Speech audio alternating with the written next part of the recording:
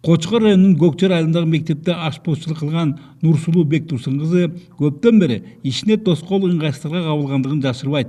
Чынында эле Турдакун Усубалиев атындагы бул билим уясынын ашканага делинген бөлмөсү бүгүнбү, эртеңби кулап калуу коркунучунда экендигин эске алсак, анын тынчсыздануусу жөндөдөй.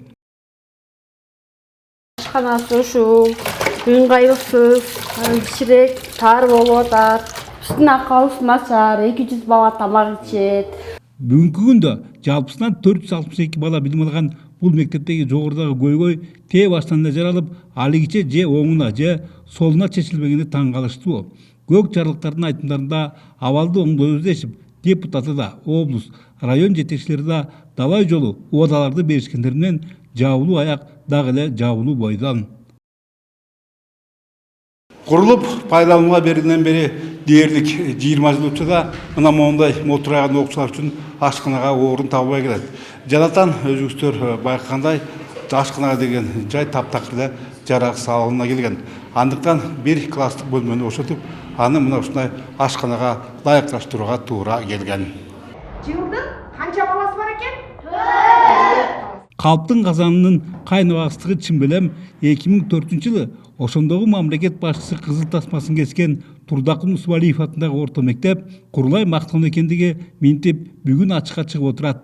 Маселен, анын долбоорунда көрсөтүлгөн жыйындар, спорт залдары жана ашкана кошумча иретинде кийинчерээк курулган. Бирок аларда чампалангандыктан көпкө узабай кейиштүү абалга кептелген. Демек, кезегинде казынадан каралган каражатты негизги ишке салбай, сол чөнтөккө сулашкан куруучуларды кустуруу ашыктык кылбайт дешет мугалимдер. Жогорку кеңеште бизде көбүнчөсү көп депутаттар да келип турушат.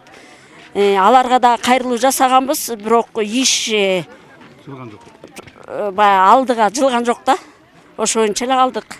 Какаганга муштаган болуп, 480 орунду деп курулган мектепте класс бөлмөлөрү да тартыш.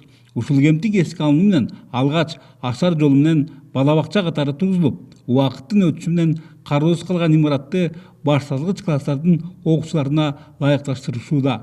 Эгер анын тарыхына кайрылсак, мында да коррупциянын белгилери байкалат.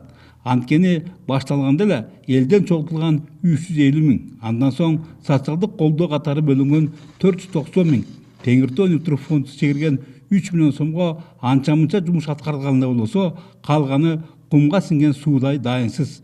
Дагы жакшы, буга көз жумушкан демөөрчүлөр кайрадан ири суммаларын чыгарышып, жергиликтүүлөрдүн мүдөлөрүнүн орундалышына куштар. Азыркы учурда каржылоо бүткүл дүйнөлүк жаштар ансамблеясы тарабынан 7 миллион сомго каржыланып, азыркы учурда жумуштар кызуу жүрүп жатат. Буюрса, май-июнь айлары менен пландап атабыз. Если жумуштар кызуу жүрсө, бүтөт деген ойдобуз да. Тилекке каршы кем карч ушуну менен эле бүтүп калбай, Нарын облусунда курулуштары узакка созулган же пайдаланууга берилди делинген менен сапасыз жасалган мектептер жок эмес. Бөлөкбай Шеримбеков, Айдын Төлөбеков, ЛТР, Кочкор району.